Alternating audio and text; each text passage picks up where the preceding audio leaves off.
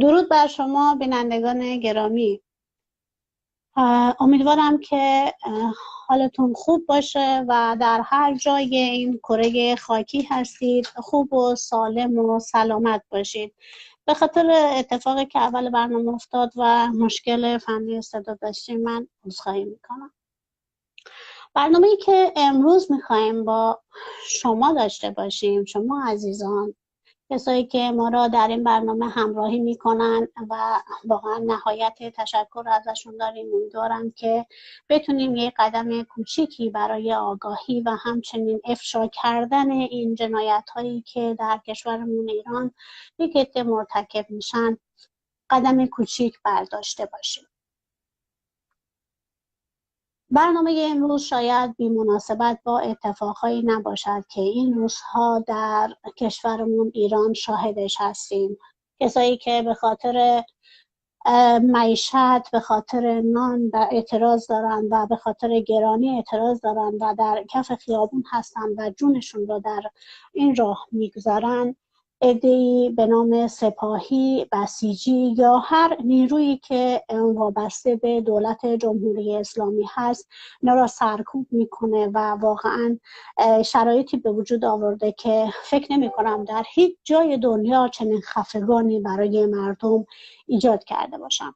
برای همین ما میخوایم امروز با مهمان عزیزی درباره تاریخچه و عملکرد جنایت‌ها و کلا ماهیت سپاه پاسداران انقلاب اسلامی را از آغاز تا این رو امروز که البته جنایت هاشون کم هم نیستن و طبیعتا در یکی دو برنامه نمی گنجن با شما عزیزان در میون بذاریم.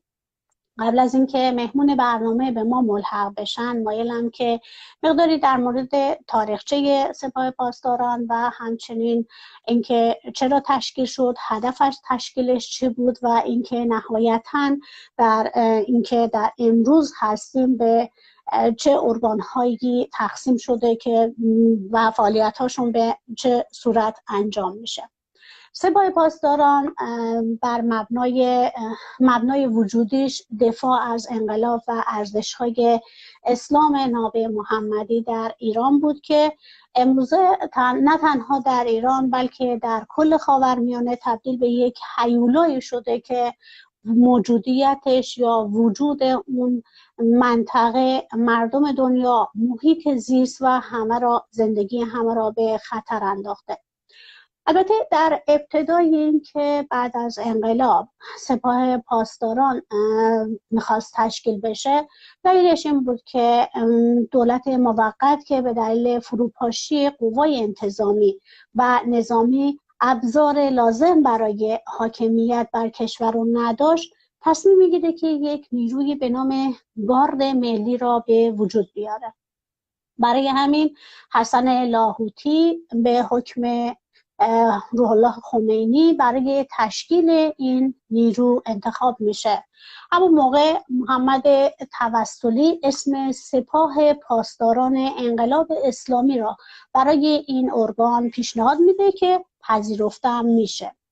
در حکم خمینی تاکید شده بود که سپاه پاسداران حتما باید زیر نظر دولت موقت فعالیت کنه و هدف از تشکیلش هم کنترل شهرها و روستاها و جلوگیری از حرکت‌های یا شورش‌های مردمی و جلوگیری از حمله مردم به مؤسسات دولتی، مرکز عمومی و سفارتخانه‌ها و همچنین در بین رسوخشون یا نفوذشون در بین مردم، در بین صفوف مردم برای جاسوسی یا اینکه راپورت دادن فعالیت‌های مردم و همچنین اجرای دستوراتی که دولت موقت به این سپاه پاسداران میده که البته اجرای احکام در دادگاه‌های اسلامی از مهمترین وظایف بود که در ابتدای انقلاب این ارگان به عهده داشت.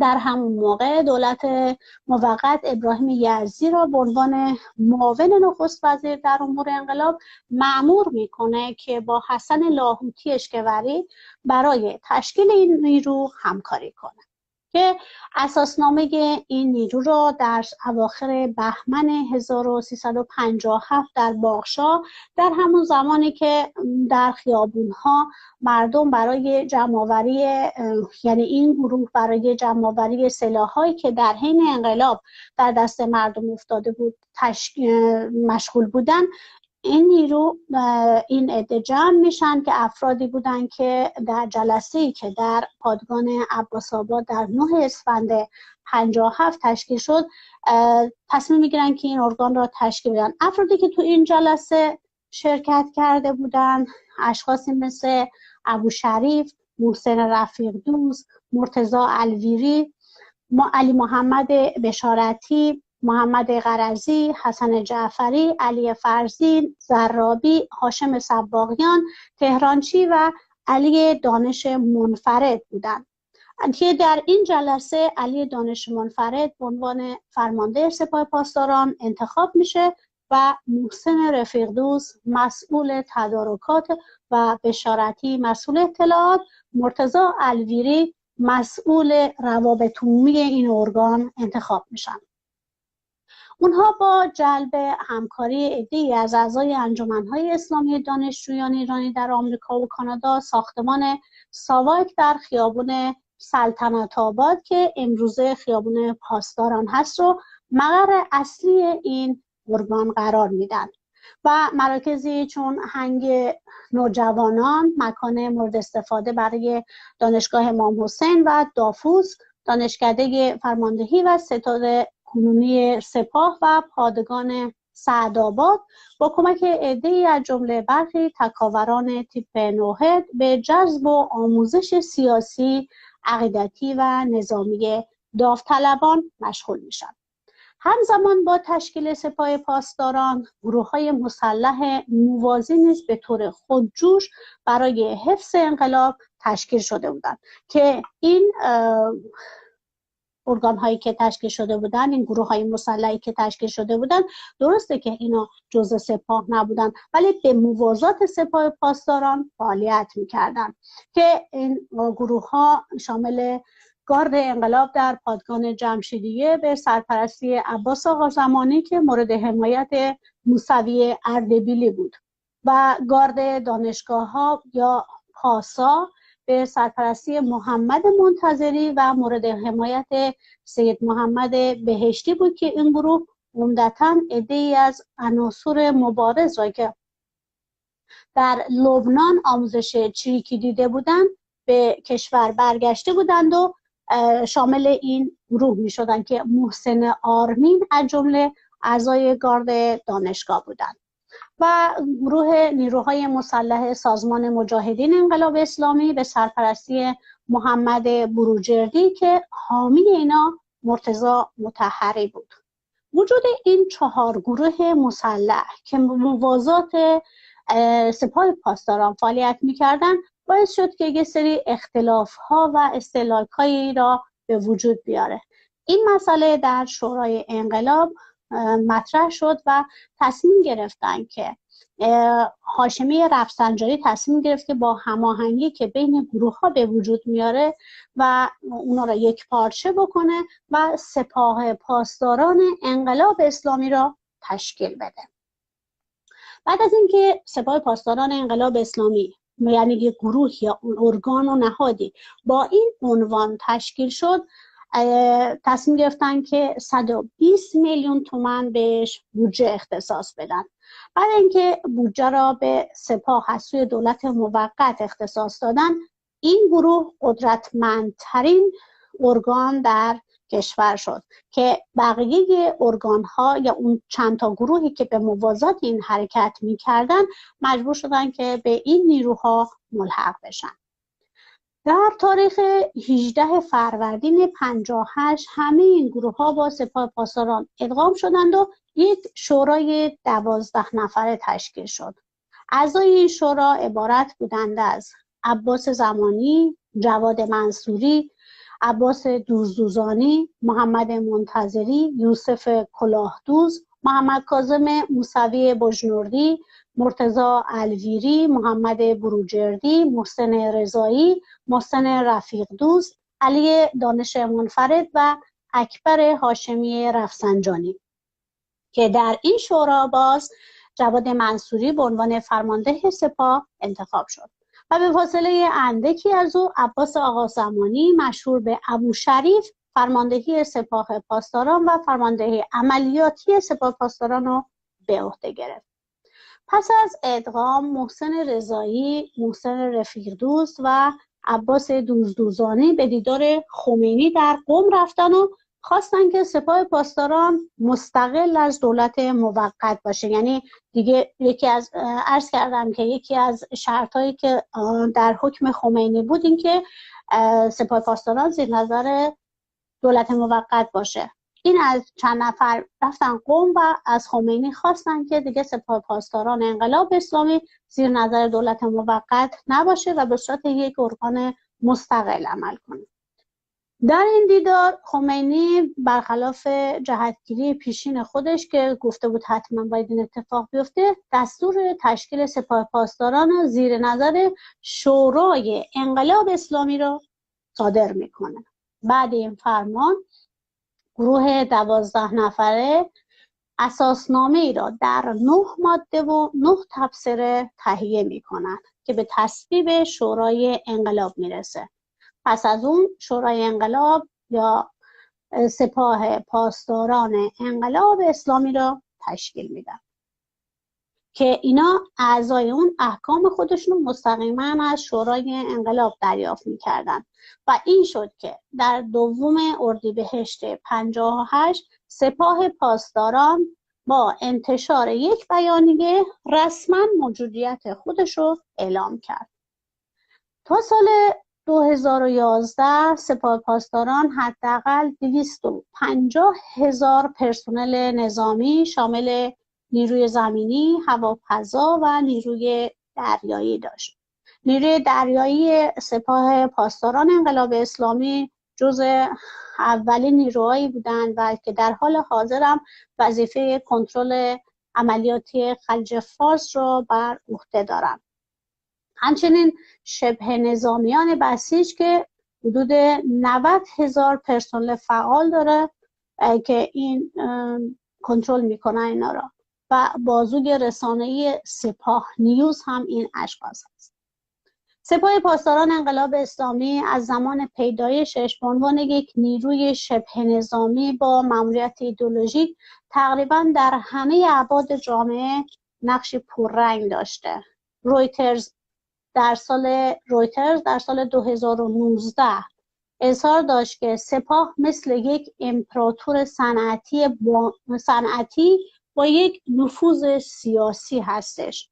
نقش اجتماعی، سیاسی، نظامی و اقتصادیش چنان گسترده است که قابل تصور نیست. البته در دوره دولت احمدی نژاد به ویژه در زمان انتخابات ریاست جمهوری ایشون در سال 88 سرکوب اعتراضات بعد از انتخابات چنان به شدت صورت گرفت که تحلیلگران غربی این استدلال کردند که قدرت سیاسی سپاه پاسداران در ایران حتی از روحانیت شیعه هم جلوتر هستش، برای اینکه کنترل کشور در سرکوب‌های دوره احمدی نژاد 100% به عهده سپاه پاسداران، یعنی از اون موقع شروع شد که البته در حال حاضر هم همه ما شاهد هستیم که هر جا هر اعتراضی میشه نیروهای سپاه و بسیج سپاه پاسداران انقلاب اسلامی از شهرهای مختلف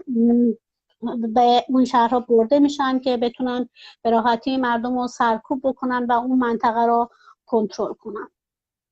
فرمانده کل سپاه از سال 2019 حسین سلامی هستش که محمد علی جعفری و یحیی رحیم صفوی به ترتیب در سالهای 76 و 86 قبل از حسین سلامی فرمانده کل سپاه پاسداران بودند. سپاه پاسداران انقلاب اسلامی از طرف دولت‌های بحرین، عربستان سعودی و ایالات متحده به عنوان یک سازمان تروریستی شناخته میشه. در 19 فروردین 1398 ایالات متحده آمریکا رسما سپاه پاسداران را به عنوان یک گروه تروریستی اعلام کرده. وقتی دولت آمریکا سپاه پاسداران انقلاب اسلامی را به عنوان تروریست اعلام کرد، در درود بر شما آقای تحمورس زمانی، خوش اومدید به برنامه و اگه مایل هستین سلام علیک بکنید با دوستان که من برنامه ادامه صحبت هامو بگم. تشکر از شما و دعوتتون. بله میفرمایید. خواهش میکنم. عرض کردم سپاه پاسداران در 19 فروردین 1398 توسط ایالات متحده آمریکا به عنوان یک گروه تروریستی اعلام شد. جمهوری اسلامی برای اینکه بتونه یک واکنشی نسبت به این عمل انجام بده، اومد دولت آمریکا، ارتش آمریکا را در خاورمیانه و شرق آفریقا را تروریستی اعلام کرد و البته بعد از اینکه قاسم سلیمانی ترور شد، در یک طرح سفاریتی در مجلس ایران نماینده ها پنتاگون، ارتش آمریکا و همه شرکت ها و نهادهایی که زیر مجموعه اون بودن رو به عنوان تروریست اعلام کردند. بعد از اون دولت موظف شد که برای اینکه بتونه این نیرو را بیشتر تقویت بکنه 200 میلیون یورو به سپاه قدس اختصاص داد. سپاه پاسداران در حال حاضر با 5 نیرو فعالیت‌ها و ماموریت‌های مختلفی را انجام میده به صورت تفکیک شده. البته اینا کاملا در موازات هم دیگه، یعنی مکمل هم هستن، ولی در حوزه‌های مختلف با هم دیگه کار میکنن، مثل نیروی زمینی سپاه پاسداران انقلاب اسلامی، نیروی هوافضا سپاه پاسداران انقلاب اسلامی، نیروی دریایی سپاه پاسداران انقلاب اسلامی و نیروی قدس سپاه پاسداران انقلاب اسلامی و سازمان بسیج مستضعفین. البته سپاه در همه شهرها دارای قرارگاه‌هایی هست که در شهرهای مختلف این قرارگاه‌ها وجود دارن که چند تا از اونا من میگم بهتون.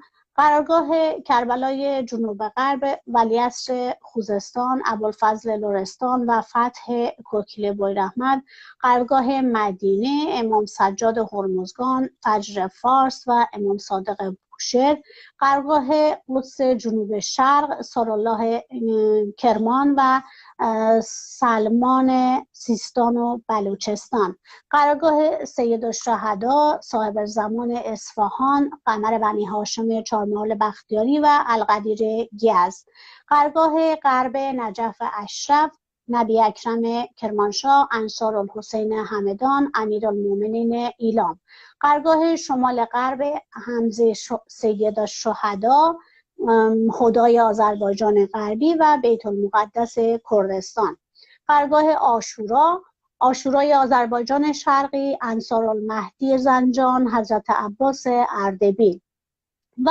قرارگاه‌های دیگه.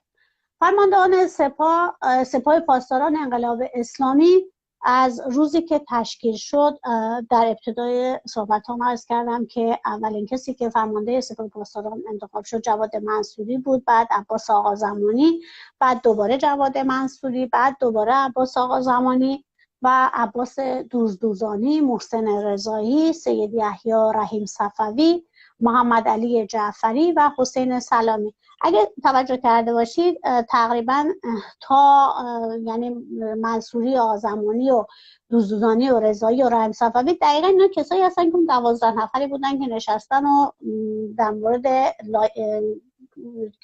اساسنامه این ارگان با هم صحبت کردن. و فکر می‌کنم اطلاعاتی که تا اینجا دادم شاید خیلی جامع و کامل نبوده باشه، ولی فکر می‌کنم کافی باشه.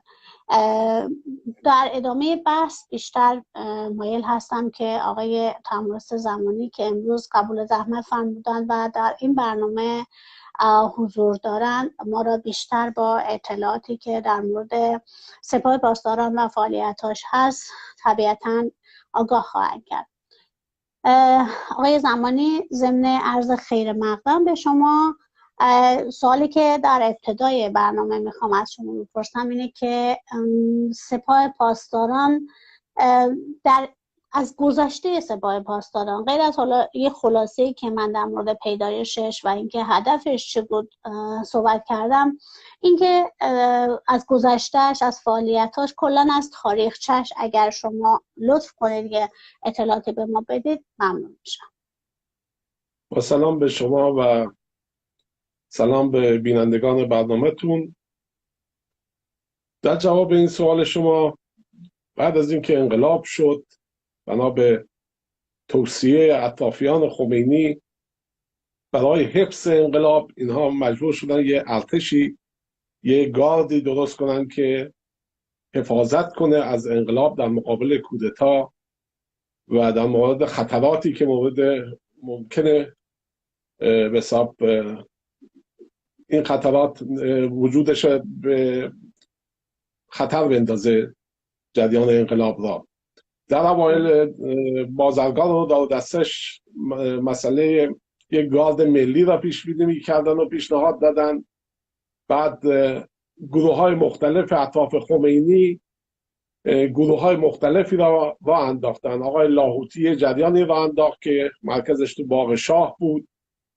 بعد آقای داودسته بازرگان، یکی از مراکز ساواک در سلطنت آباد اون موقع، الان شده بس که پاسداران، اونجا را مقر خودشون قرار داده بودند. و آقای عباس آقا زمانی و چند نفر دیگه، همین بروجردی بود، شخصی به نام حسین بروجردی که بعدها یکی از پایه‌گذاران همین سپاه شد، اینا هم در پادگان جمشیدیه با هم دیگه فعال بودند.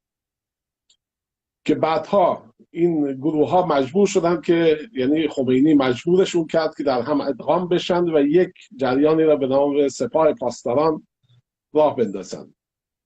همون زمان آقای موسوی اردبیلی که یکی از نزدیکان خمینی بود و با بهشتی یکی از افرادی بودن که با آمریکاییان مذاکره میکردن در زمان وقوع انقلاب، اون یه صحبت خیلی جالبی کرد. گفتش که موقعی که بحث بر سر این سپاه بود و ایجاد سپاه، این گفتش یه کاری نکنیم اینها مثل ینیچریا بشن که برامون اسباب دردسر بشن. که الان میبینیم حرفی که اون زمان آیت الله اردبیلی زد درست بود تا اندازه‌ای. ینیچریا یک واحدی بود در ارتش‌های عثمانی که اینها افراد کودکان از کشورهای تحت کنترلشون، کشورهای مسیحی می آوردن. بعد این کودک ها می سپردن به خانواده ترک که به حساب مسلمانش کنه و ترک با آداب و رسوم ترک بزرگش بکنه. این جوان موقعی که 20 ساله می شد وارد اون واحد ینیچری ارتش می شد و تا 40 سالگی در ارتش بود. در طی این 20 سال ایشون میبایست به حساب آینده خودشو تأمین کنه، بازنشستگی خودشو تأمین کنه. به خاطر همین اینها همه علاقمند بودن که پادشاه وقت یا خلیفه وقت به جنگ‌های مختلف بره که در اون جنگ‌ها اینا بتونن یک قتل و غارتی بکنن و یک چیزی به دست بیارن برای آیندهشون. و اواخر طوری شده بود که اینها می آمدن، پادشاهی اگه علاقمند نبود به اینکه حمله به جایی بکنه یا اینکه فتوحاتی انجام بده که اینها به نون و نوایی برسن، اون شخص عوضش میکردن. آخرم یکی از پادشاهان مثل محمود دوم بود از همین خلفای عثمانی که یک با اینا به مذاکره پرداخت که آقا خواست اینا در ارتش ادغامشون کنه، این واحد از بین ببره، که اینا موافق این مسئله نبودن، سر به شورش گذاشتن. آخرم مجبور شد اینا رو قتل عام کنه. این همین سپاه فعلی که الان شما میبینید قدرت کامل در اختیار داره. الان در بسیاری از چیزا شخص خامنه‌ای اینا هیچ کدوم کاری نیستن، سپاهن که همه کار هستن. و بعدم یه گروه دراویش بکتاش بودن که همون زمان مثل بسیج فعلی که از همین ینیچریا حمایت میکردن، اونا هم همون سلطان محمود دستور داد که سلطان محمود دوم اونا هم از بین ببرن.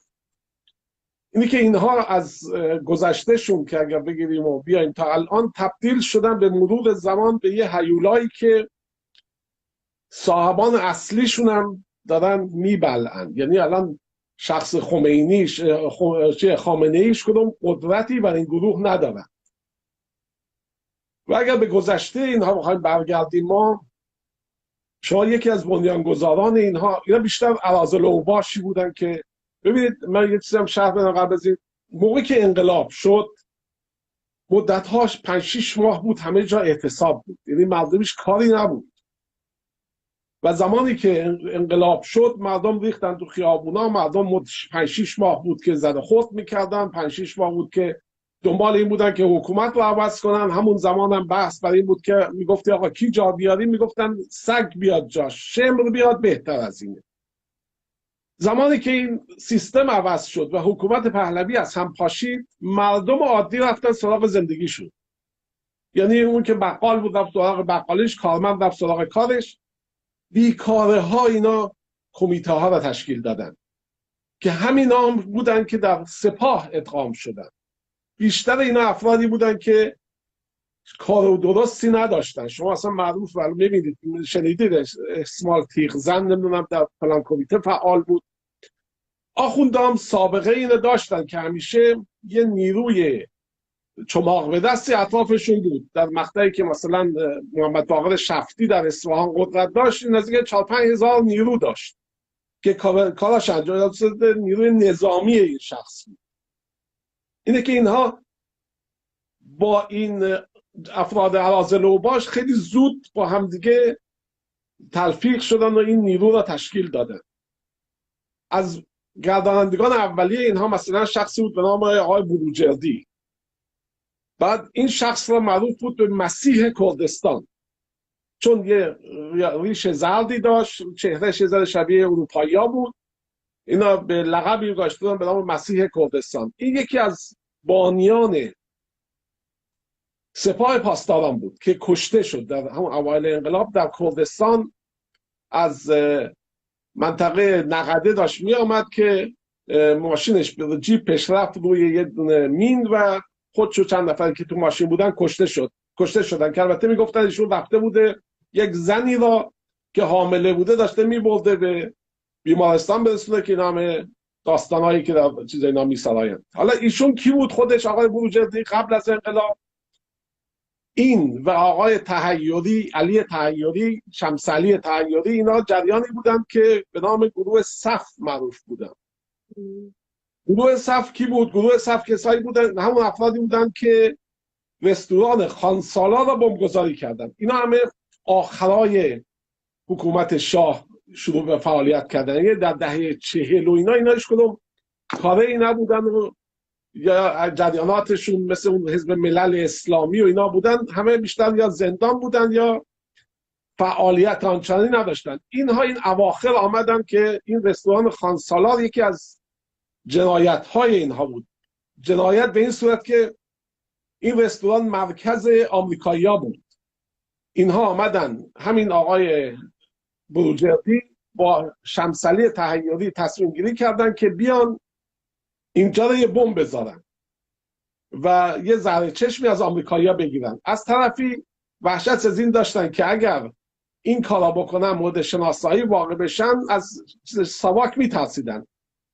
آمدن یه آدم ابلهی رو پیدا کردن به نام احمد حیدری که این شخص را باش چیز کردن، نگفتن بهش که ما میخوایم یه همچی کاری انجام بدیم. گفتن ما میخوایم بریم شناسایی کنیم افرادی را که در این رستوران ها رفت آمد دارن که بعد هم اینا رو ترور کنیم. اینه که همین آقای تحیری و این آقای احمدی هر چند روز یه بار کت و شلوار و کراوات میزدن میرفتن رستوران خانسالار. بعد انعامای خیلی زیادی هم میدادن، با نگهبان جلو درم آشنا شده بودن که به سام مورد شک واقع نشن، چون جا آدمای کلاس بالای به قول معروف اون زمان میرفتن. تا روزی که همیشه با یک کیف هم دستشون میرفتن که اگر مشکوک نباشه مثلا یه دفعه با کیف بیان ممکنه مورد شک نگهبان واقع شه، ولی هر دفعه میرفتن یک کیف هم دستشون بود. تا اینکه روز آخری که میخواستن این عملیات انجام بدن، آقای شمس علی تحیری نگفت به اون شخص که من دارم بمب حمله میکنم. با ایشون با همدیگه رفتن در داخل رستوران موقعی که از رستوران می آمد بمب گذاشتن زیر میز، آقای تحیری به این شخص گفت من برم دستشویی، که به عنوان دستشویی میاد و از در میاد بیرون، که نگهبان حتی بهش میگه آقا کیفت شما جا گذاشتی با کیف آمدی تو؟ میگه نه دوستم اونجاست. بعد خود آقای تحیری، شمسعلی تحیری که یکی از میلیاردرهای فعلیه که 1-2 سال پیش فوت کرد، که برای فوتش میگفتن نزدیک 1 میلیارد تومان گل آورده بودن فقط اطرافیان برایشون.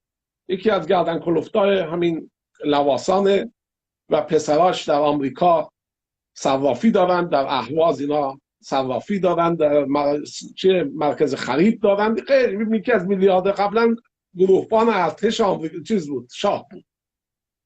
بعد اون بمب منفجر میشه، دست و پای اون بدبخت قطع میشه، 40-50 نفر مجروح و کشته میشن، ولی ساواک نمیتونه نتیجه گیری کنه که میگن که بمبگذارم جزو کشته شده هست، یعنی یه دست جای پاش کنده شده بود و بعضی که 2 ساعت تو بیمارستان طرف فوت میکنه.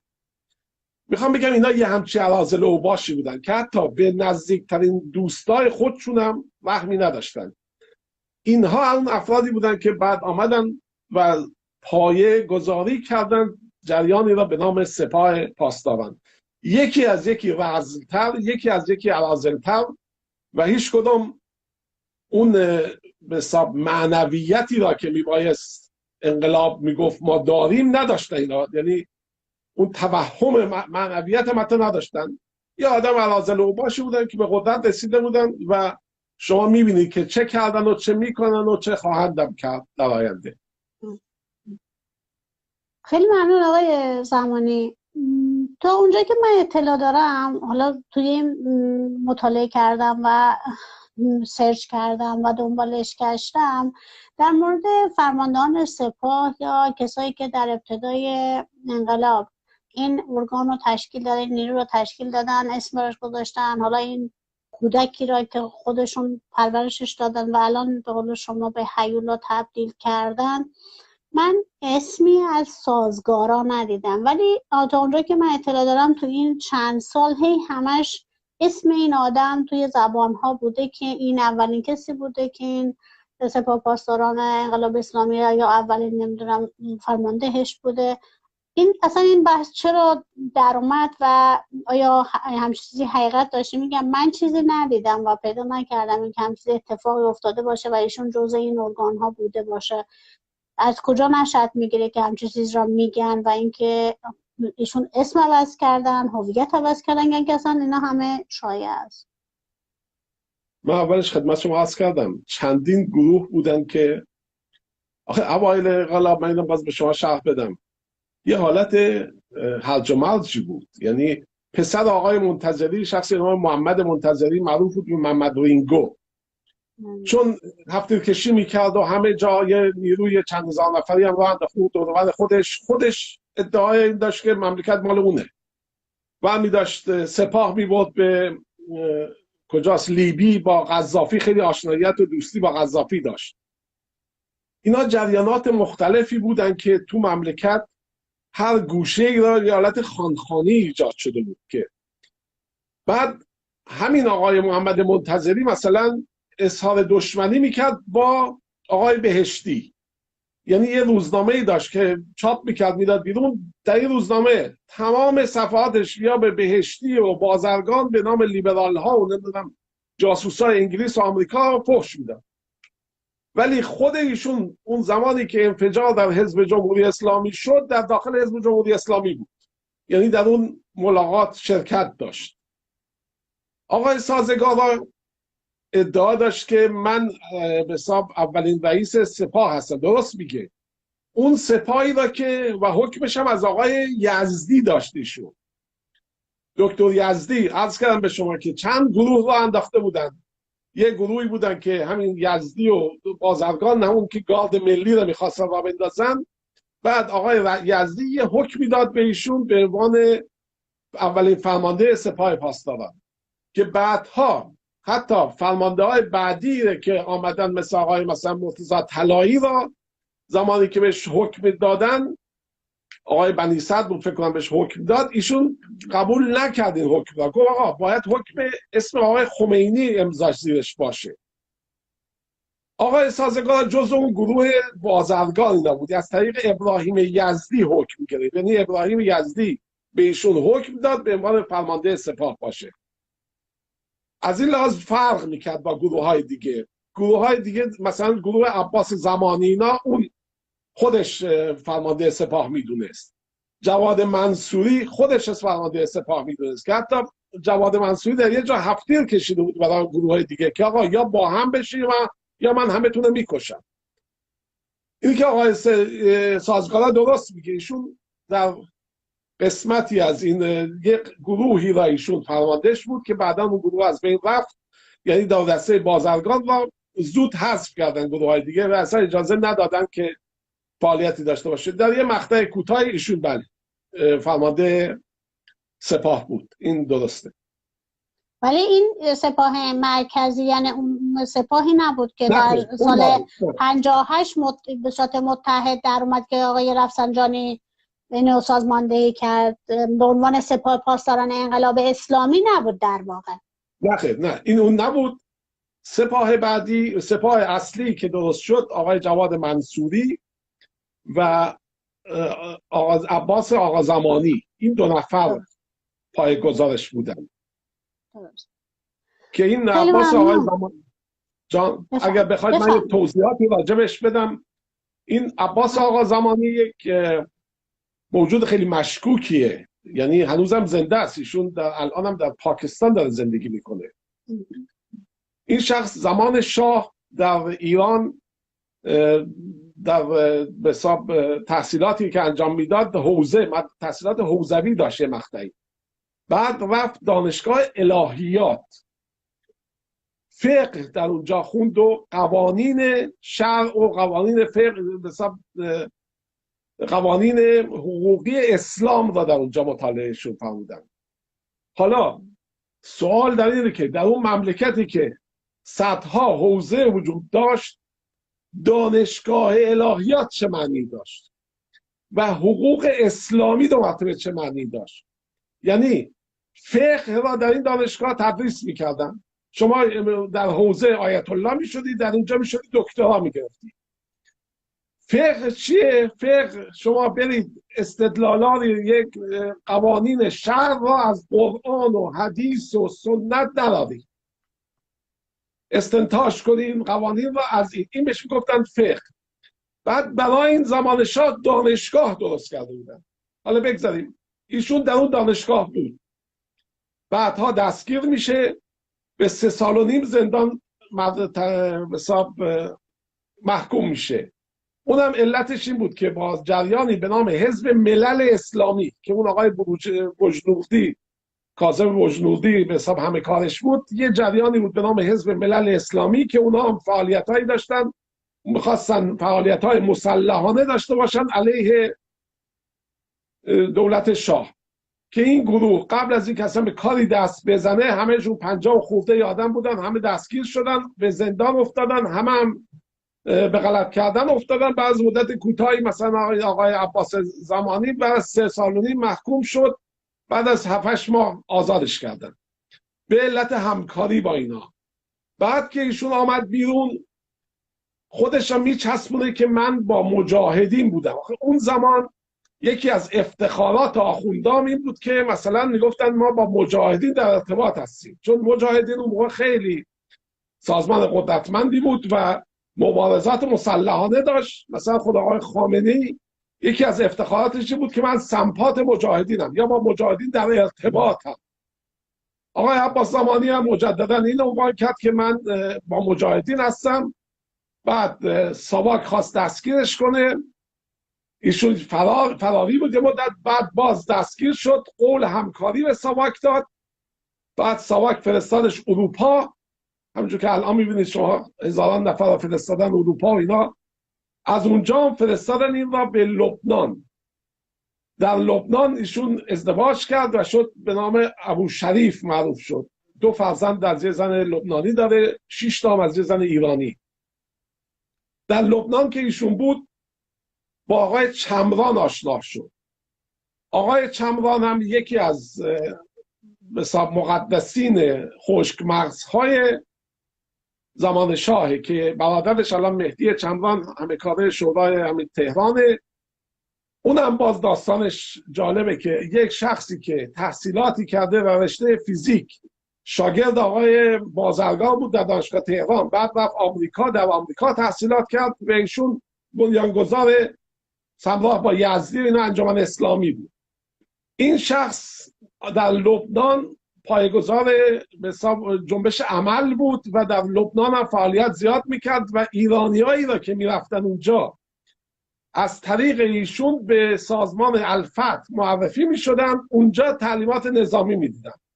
البته گروه های مثل مجاهدین و اینا، گروه های دست چپی میرفتن اردوگاه جورج هبش مثل سازمان چریکا و پیکا و این گروه هایی که بعدها به حساب فعال بودن به اردوگاه جورج هبش میرفتن. آقای عباس زمانی به عنوان جاسوس ساواک میفرستش در فلسطین که اونجا افراد را تحت نظر بگیره و اگر افرادی چیز کنه اسامیشون رو رد میکرده ایشون به سفارت که این افراد اینجا دارن تعلیمات میبینن و مدتی اونجا فعال بود. بعد از این جریان خمینی ایشون رفت نوفل شاتو. در نوفل شاتو جزو یکی از یاران همراهان خمینی بود که بعد آمد داخل ایران و جریان سپاه و ایشون را انداخت به علت اینکه سابقه ای داشت در لبنان و چریکی را وارد بود. ایشون اولین فرمانده سپاه شد. بعد از مدتی با مشکل برخورد با دیگران چون متوجه شده بودن که این به حساب جاسوسی کرده در لبنان. بعد با شروع مشکلات افغانستان ایشون نماینده آیت الله منتظری شد در امور افغانستان. مدتها در افغانستان بود و با مجاهدین افغان همکاری میکرد. حتی در فتح کابل هم از دست به حساب مبارزه با دسته نجیب ایشون وارد کابل شد با مجاهدین. بعد از حکومت طالبان ایشون فرار کرد پاکستان. 3 سال 4 سالی رفت در مدارس به حساب اسلامی پاکستان، مدارسی که تحت نظر وهابیونه، به حساب فقه شافعی رو در اونجا خوند. یه 3-4 سالی اونجا تحصیلات کرد و بعد مجددا برگشت به ایران. اینم به شما بگم در جنگ ایران و عراق، چون اون کسی که این را بهش فاش کرده بود آقای چمران بود. چمران این را فهمیده بود جریان چیه. در جنگ ایران و عراق چمران شده بود به حساب فرمانده نیروهای جنگ‌های نامنظم، چون چمران سابقه مبارزات داشت و یه آدمی بود بسیار مذهبی، یعنی از یه آخوند 10 برابر مذهبی بود. ایشون مثلا شیخ حاج مهدی عراقی گفته که عاشق سادات بود. وقتی که رفته بود آمریکا تحصیلات میکرد ولی عاشق سادات بود، همیشه به سیدا خیلی علاقمند بود، نمازش هیچ وقت ترک نمیکرد، دعاش هیچ وقت نه فلان نه. این آدمی و در جریان کردستان هم بسیار جنایت کرد. در پاوه نزدیک بود بگیرنش کردا، یعنی اگر 20 دقیقه دیگه طول کشیده بود و ارتش نرسیده بود کمکش، حساب هوا نیروز، کردا اینا گرفته بودنش و در جریان کردستان بسیار جنایت کرد. ولی همین شخص گفته بود که آقای چیزا من بهش مشکوکم. بعد همون مقطع آقای عباس زمانی در جریان جنگ همیشه در قسمت کردستان بود و آقای چمران در قسمت جبهه جنوب بود. بعد در دهلاویه ایش موقع که چمران اونجا بود یه دفعه از پشت سر مورد هدف قرار میگیره که بعد افرادی که اونجا بودن گفتن آقا این سلاحی که بهشون شلیک شد با سلاح ژ3 بوده، از اون پوکه فشنگش که در آبادون هست تو کلش، و سلاح عراقی اینا کلاشینکوف بود و مال ما بود ژ3. ولی در اخبار اینا اعلام کردن که ایشون وصله خمپاره کشته شده، یعنی خمپاره افتاده اونجا و خورده پس کله ایشون رو کشته شده. ولی قاتل در حقیقت آقای همین عباس زمانی بود که عباس زمانی بعد هم رفت به پاکستان. الانم که تا تقریبا 5-6 ماه پیش خبرش من داشتم در پاکستان زندگی میکنه و سالی یک بار میاد به حساب اون جشنایی که به خاطر 12 فروردین میگیرن، ایشون هم میاد اونجا شرکت میکنه. یه همچین جنایتکاری اوایل انقلاب از فرماندهان اولیه سپاه همین آقای عباس زمانی بود و از نزدیکان و دوستان همین آقای بروجردی بود ایشون و جواد منصوری. جواد منصوری هم دو مرتبه از همون سران سپاه بود، فرمانده سپاه اولیه بود که جنایت گنبد انجام داد ایشون. زمانی که حمله کردن اینها به گنبد آمده بود یه سازمان چریکا رفته بود اونجا با همکاری اهالی اونجا یه جریان شوراها رو انداخته بودن که زمین‌ها رو در اختیار کشاورزان قرار داده بودن، یه کارهای انقلابی به اون زمان خواستن انجام بدن، مردم هم بسیار استقبال کرده بودن. سپاه حمله کرد به اونجا، یک هفته جنگ بود، زد و خورد خونه به خونه بود که دیگه از توپ و اینا استفاده میکرد سپاه. اونا عقب نشینی کرد، 4 تا از رهبران اینا توماج و مختوم و واحدی و جرجانی رو دستگیر کردن. این 4 نفر را آقای جواد منصوری گفته که ما دیدیم که خودش در مصاحبه‌اش گفته دیدیم که این 4 نفر را که ما از رهبران ترکمن بودن دستگیر کردن، اگر ما بخوایم محاکمه اینا رو بکنیم ممکنه اینا به حساب هیچ دادگاهی محکوم نکنه. از یه طرف ما میخواستیم اینا رو اعدام کنیم. بنی صدر مخالف بود.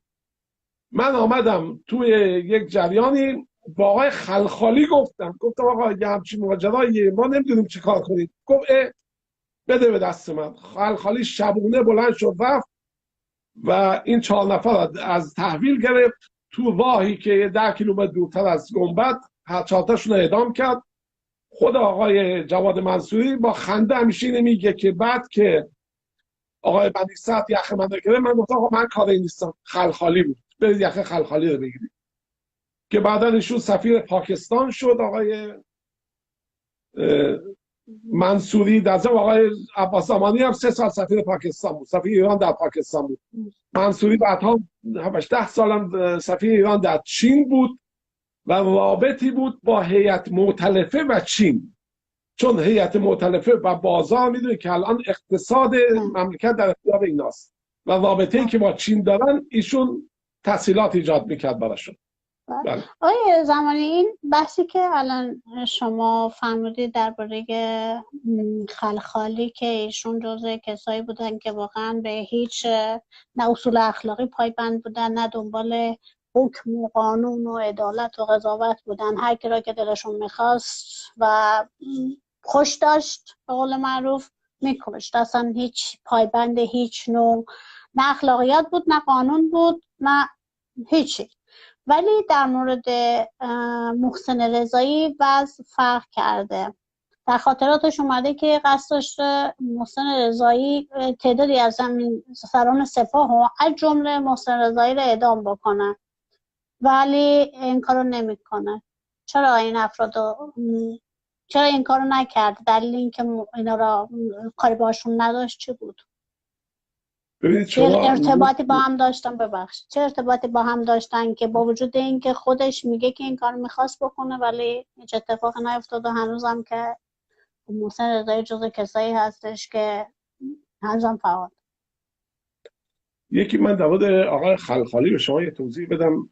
اینطور که شما میفرمایید نیست، اینجور نیست که ایشون کارهای غیر قانونی میکرد یا یه آدم جنایتکاری بود. از دید من و شما اینجوره، از دید خود ایشون و از دید اون ایدئولوژی که ایشون پیروی میکرد این گونه نیست.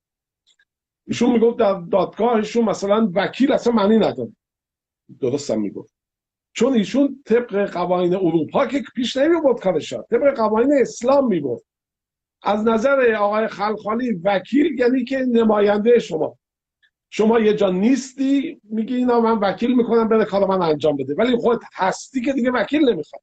این به حساب عقیدهش این بود و طبق عقیده آقای خلخالی هم یه آدمی که به حساب گناهکاره دیگه احتیاج نداره که محاکمه طولانی براش بشه. آقای لاجوردی هم همینه میگفت آقا فقط ما شخص محرز بشه که این شخص کیه، اسم و فامیلش، ما اعدامش میکنیم. دیگه بعدها حتی یه سری اعدام کردن زمان همین لاجوردی، عکس‌ها رو گذاشتن تو روزنامه که آقا اینا کیان، بیاید خانواده به تحویل بگیر جسداشون، ما اینا رو اعدام کردیم. چرا؟ چون اینها طبق قوانین و شرع انور محمدی این گونه به شما میگه که آقا احتیاج به این نیست که شما محاکمه‌ای بکنید، شما بر حقی، افرادی که با شما مقابله میکنن بر باطل. و دوم اینه که ما یاد نگرفتیم. آقای خلخالی در مکتب کانتو دکارت و ژان پل سارتر بزرگ نشده بود که در حوزه رشد کرده بود، در حوزه رشد کرده بود که پیغمبرش موقعی که نمیدونم یهود بنی قریظه رو میگیره، نگاه میکنه شلوارش نمیکشه پایین، میگه آقا هر کی مو در آورده زهادش، موی زهاد در آورده اینا آزادش میکشیم، اونی که نیاورده به سان برده میفروشیم. یا دختری که پدرش کشته بود و شوهرش کشته بود و برادرش کشته بود، شب خوابید. خب یه همچین مکتبی و یه همچین جامعه‌ای مثل جامعه زمان شاه، جامعه زمان شاه هم به ما دموکراسی یاد نداده بود، به ما نگفتیم، ما نیاموخته بودیم ما که آقا یه شخص حق و حقوقی داره. هر کی را میگفت، چون تو سر ما زده بودن، ما هم یکی رو پیدا کردیم تو سرش میزدیم. اوایل انقلاب همه مردم تایید میکردن کشتار خلخالی را. حتی من یادمه یه عده شایعه شد اوایل که میخوان آب توبه بریزن سر سری ارتشی و اینا را نکشن. مردم به حساب تو همین روزنامه ها اینا اعتراض میکردن که آقا یعنی چه نکشید؟ اینا جنایتکارن، باید به حساب اعدام بشن. چرا؟ چون یک ماه قبلش آقای خسروداد میامد، همین الان شما میدید سپاه داره به حساب داره فریاد میگه پت فلان میگه به مردم رو تهدید میکنه، همون زمان هم همین بود. آقای خسروداد میگه من اجازه بده اعلیحضرت اون شخصی که میگه مرگ بشر زبونش از پس کلش میکشم بیرون. خب اون نمیگه آقا اونی که مرگ بشر میگه من برم ببینم چه شکلی این حرفو میزنه. اون میگه آقا کسی نباید این حرفو بزنه، میزنم تو سرش. اینم همین منطقه داشت. این میگفت شما یه موقعی بود زود بود بیکشتید، حالا نوبت ماست. و در مورد اینکه سوال شما برگردیم، بعد از اون جریان کربلای 4 و عملیات خیبر، اینا کشته های زیادی داره در عملیات خیبر. همین با همتی و باکری از فرمانده لشکر محمد رسول الله و فرمانده لشکر کربلا، اینا همه کشته شدن در ماجرای کربلای 4. لو رفته بود این ماجرا و باز عراقی‌ها دیگه تا آخرش خودشون پیغام دادن آقا نیاید انقدر.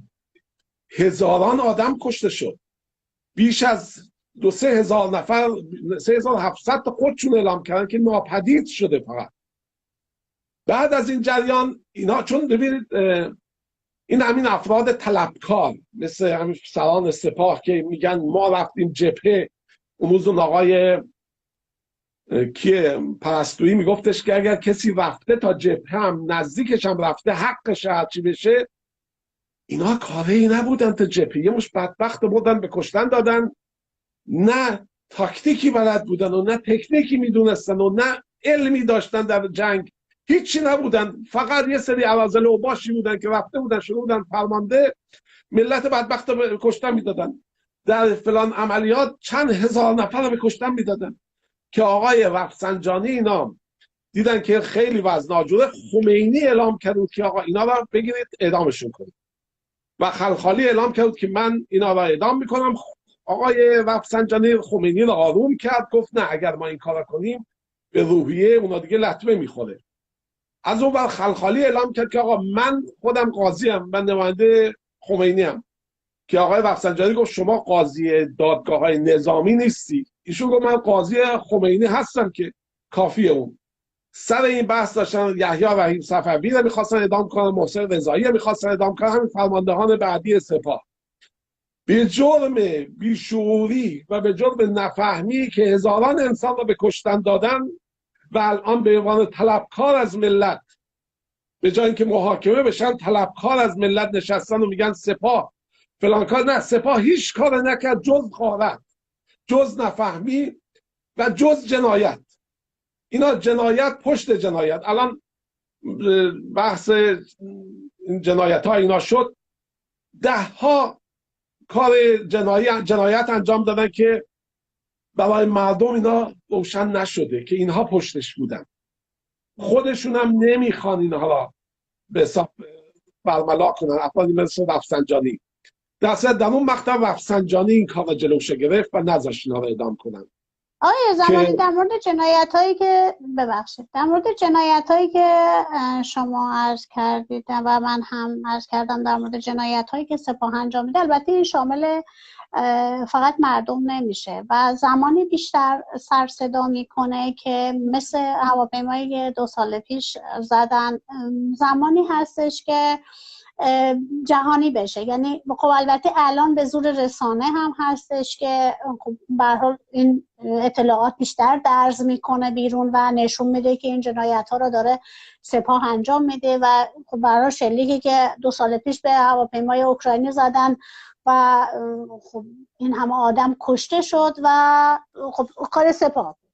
و این اتفاقها در این 40 و چند سال توی ایران خب خیلی افتاده و بارها هواپیماها را انداختن اینا و خودشون هم بعدن اومدن بررسی کردن که کار خودشون بوده. و یکی از اونایی که اتفاقا میخوام در مورد همون جنایت هاشون مایل هستم که شما توضیح بدین یه مقدار در موردش، در مورد هواپیمای 330 هستش که توی این هواپیمای 330 که بین اهواز و تهران پرواز داشت که بیشتر کسایی که توی این پرواز کشته شدن فرماندهان خود سپاه بودن و جالب اینجاست که کسایی بودن که در تشکیل خود این سپاهی که اینا دارن توش فعالیت میکنن اینا نقش داشتن، که از جمله اونا میتونیم همین یوسف کلاهدوز رو نام ببریم که یوسف کلاهدوز جزو کسایی بود که خودش از روز ابتدای تشکیل این سپاه پاسداران انقلاب اسلامی حضور داشت، ولی آخرش خب به هر حال این جناح بازیاشون حالا کسایی مثل موسی نامجو یا ولی الله فلاحی، جواد فکوری و محمد جهان‌آرا که بعداً هم محمد نبودی ببینه که برای ایشون شعرش ساخته شد و خونده شد.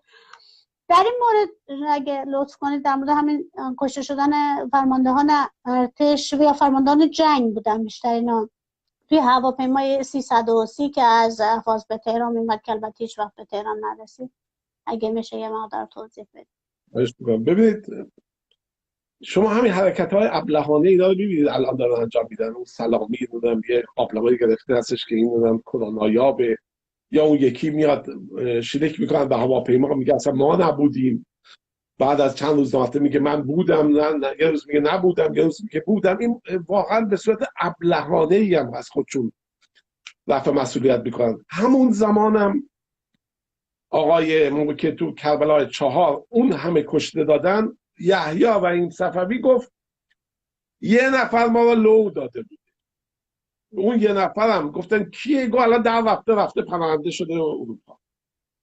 بعد جالبی محسن رضایی چی گفت؟ محسن رضایی گفتش که ما کشف کردیم، ما را اون رئیس فرمانده نیروی دریایی بود افضلی ما رو لو داده که جاسوس جاسوس CIA است، اون ما رو لو داده. بعد این ابله حتی نرفت ببینه که آقا دریادار افضلی در رابطه با حزب توده دستگیر شد و به عنوان جاسوس KGB محاکمه شد و 2 سال قبل از این عملیات این اعدام شده. یعنی سال 62 این اعدام کردن، این سال 64. این سال 62 چطور میتونست از عملیات سال 64 خبر داشته؟ این گونه ابلهی در رابطه با هواپیما که شما میفهمید اینا چند تا مسئله، چند تا هواپیماست که اینا دونه بدونه داستانش بازشه، جنایت ها اینها برملا میشه. یکیش همین هواپیمای 330 ارتشه که تو این هواپیما نزدیک 34 نفر مجروح بودن، 50-60 تا افراد مختلفی بودن که از ارتشی‌ها و نزدیک 19 تا جسد بوده توش. چیز وحشتناکی شما تجسم کنید که این هواپیما داشته بود که می آمده نزدیک های تهران هدف یه راکت قرار میگیره. اینا تسویه حسابهاشون رو اینجوری انجام میدادن. حالا با ترامپ سر جریان ترامپ زدن هواپیما اوکراینی را، چون میگفتن اینا ما بزنیم فکر میکردن ترامپ حمله میکنه، میذاریم گردن ترامپ. اون زمان هم میذاشتن گردن عراق که آقا عراقی ها با راکت زدن. از بعدم جریاناتی که میامد برای تجسس و ببینه جریان چی بود، خب از خودشون بود که اونا قابل قبول نمیدونستن. بعد به ارتش و نیروی در هوایی نام اعتقاد نداشتن و تون از پاکستان کارشناسایی آورده بودن که اونها بیان ببینن که این جریان چیه. اون و آمدن پاکستانی گفتن نه این به حساب قطع برق بوده درش شد، در صورتی که جعبه سیاهش نشون میداد که انفجار در هواپیما رخ داده و اون انفجار باعث شده که این تعادلش از دست میده و باعث سقوط شده و اون انفجار هم حاصل راکتی بود، موشکی بود که زده بودن به هواپیما. من حالا یه چیز جالب دیگه هم در مورد، جالب که نمیشه گفت اینا جنایت های اینا، به شما میگم یه اوایل انقلاب یک آخوندی بود به نام آیت الله محلاتی، یک آخوند متحجری بود که ایشون عاشق لباس روحانیت بود، حتی میگفتن میخوابم با لباس روحانیت میخوابم. این شده بود نماینده خمینی در سپاه پاسداران. آقای محلاتی را خمینی بهش اجازه داده بود در هر زمینه حرف آخر در مورد تصمیمات مهم سپاه ایشون تصمیم گیرنده باشه. با محسن رضایی و دارستش اختلافیشون پیدا میکنه و این چندین بار گزارشاتی از رضایی و افراد دیگه میده به خمینی که آقا اینها افراد نه در جنگ فعالند و نه و کارهای به حساب خلاف اینها هم گزارش میده. این شخص دفعه بعد از عملیات خیبر بود فکر کنم که ایشون داشته میرفته اونجا با یک هواپیمایی 40-50 نفر از قضات دادگستری و نمایندگان مجلس و اینا هم اونجا بودن، با همراه این داشتن میرفتن به جبهه که به حساب جبهه ها را تقویت بکنن و بررسی کنن به خطاهای به حساب سپاه را. بعد این هواپیما میگن که اینجور داستان و بعد درست میکنن. البته اصل ماجرا این بود که سپاه اینو میزنه، هواپیما رو سرنگون میکنه. بعد رفسنجانی آمدن توجیه کردن. رفسنجانی میگه که من و آقای روحانی همیشه جبهه که میرفتیم با هواپیما نمیرفتیم، این کار آقای آیت الله محلاتی اشتباه بودی که با هواپیما رفتیم. ما همیشه با ماشین میرفتیم تا یه ایستگاه قطاری، از اونجا سوار قطار میشدیم، اونم ته قطار مینشستیم که جلومون رد نشه. بعد نزدیکای مثلا اهواز 5 تا ایستگاه مونده به اهواز پیاده میشدیم، باز با ماشین یه همچین آتیش بازی میکردیم که مورد هدف قرار نگیریم، به حساب جاسوسی کسی رد ما رو پیدا کرده باشه گزارش نده ما رو بزنن. اون اینجور توجیه کرده که آقای محلاتی اشتباه کرد. بعد اینا آمدن شما ببینید یه راکتی زدن، یه هواپیمای سقوط کرده. خب این هواپیمای جعبه سیاهی داره دیگه، اون جعبه سیاه هم پیدا نشد در این زمینه. بعد آمدن اعلام کردن که ماجرا این گونه بوده، هواپیمای حامل آقای محلاتی و چند نماینده مجلس هم آخوند و چند تا از قضات و افراد دادستانی که اونا هم همه شبه آخوند در این هواپیما بودن. یک میگ عراقی میاد بغل این هواپیما میگه که بریم بصره، شما باید بیاید بصره بشینید. این رئیس چه خلبان این هواپیما آقای بوده به نام درویش که اون میگه که من این کارو نمیکنم، گوش نمیده. بعد اینها میان میگن 2 دقیقه وقت داری. بعد آقای محلاتی شروع میکنه به دعا خوندن، به قرآن خوندن. بعد به اطرافیان میگه که آیا شما میخواید بریم عراق، هواپیما ببره عراق؟ از اون برم مجددا با میگ عراقی تماس میگیرن با خلبان که آقا ما با شما و خدمه پرواز کار نداریم، همه رو میفرستیم تضمینی به یک کشور اروپایی پناهنده شید. ما افراد داخل هم میخوایم که اینا کی هست، اینا رو ما بهشون چیز داریم، نظر داریم. خلبان هم میگه که من از آقای محلاتی میپرسم آقای محلاتی هم میگه که من حاضرم بمیرم ولی حاضر نیستم در دست دشمن اسیر بشم، که به راه ادامه بده که دشمن میزنه یه بال هواپیما بیفته، بعد مجددا خلبان میخواسته هواپیما رو بنشونه با یک بال، اون یکی بال هم میزنه، خلاصه هواپیما تیکه پاره میشه و آقای محلاتی جسدش سالم بیرون میفته. و این گونه بود که ایشون را میان خاک کنن، یعنی چی میگن، کفن کنن، میبینن از شکمش خون میاد، بعد لباس روحانیتش تنش میکنن که دوست داشته، خون بندی. شما ببین برای چهار تا ابلهی مثل افرادی عادی عوام جامعه یه همچین داستانایی میسازن، یک جنایت خودشون رو تبدیل میکنن به یک داستان. و آقای ابراهیم حاتمی کیه این خبرنگار، چه کارگردان حزب اللهی، آمده فیلمی درست کرده به نام 64 که در این فیلم آمده این موضوع را مورد بررسی قرار بده، ولی نذاشتن فیلم را، جلوشو گرفتن چون خیلی بوداره کارشون. میگم اینم یکی از جنایتاشون بود. اون هواپیمای 330 باز یکی از جنایتاشون. اون افرادی که فهمونید بیشتر ارتشی بودن، نامجو و کلاهدوز هم قبلش ارتشی بود، ایشون از ارتش آمد و اینا افرادی هم بودن که سپاه رو آموزش میدادن. یعنی خود آقای کلاهدوز همون پشت جریان حمله به پادگان لویزان بود که کلی ارتشی کشته شده و چند تو ناهارخوری لویزان بود که همون باعث شد شاه فرار کنه، یعنی گفت دیگه نمیمونم من بعد از اون ماجرا. و این پشتش آقای کلاهدوز بود. کلاهدوز ارتشی بود، سروان ارتش بود زمان شاه و بعد از انقلاب با همکاری واحد کلاهسبزهای ایران، نوهد چی اسمش، اونها آموزش میدادن سپاه را. ببینید این جریان شیخ و شاه زیاد با هم فاصله ندارن. آمریکایی علاقمند به شخص نبود، علاقمند به سیستمیه که کارش درش پیش بره و همون سیستم همونجور که آقای فردوس را گذاشته بود که کارهای اطلاعاتی رو انجام بده، از ارتشی ها هم افرادی بودن که به حساب کارهای نظامی رو انجام میدادن. خود دو خط رو پیش میبردن. یه سری خطشون بود که اون ارتشی هایی که خطرناکن تیربارون میکردن، از آقای آذربرزی لیستش میداد. اون ارتشی هایی هم که آدمای معمولی جامعه بودن و دنبال شخص شاه نبودن و تعصبی نداشتن، اونا از طریق همین افراد تعلیمات میدادن و داخل سپاه ملحق میکردن و یا به صورت ارتش نگهداری میکردن که ارتش را همین آقای چمبران هم نذاشت از بین بره، چون اوایل میخواستن از بین بره ولی همین آقای کلاهدوز و آقای چمبران و اینا مخالفت کردن و پیش خمینی رفتن و خلاصه نذاشتن. در مورد با این سقوط هواپیماها من یه هواپیما دیگه هم باز به شما بگم.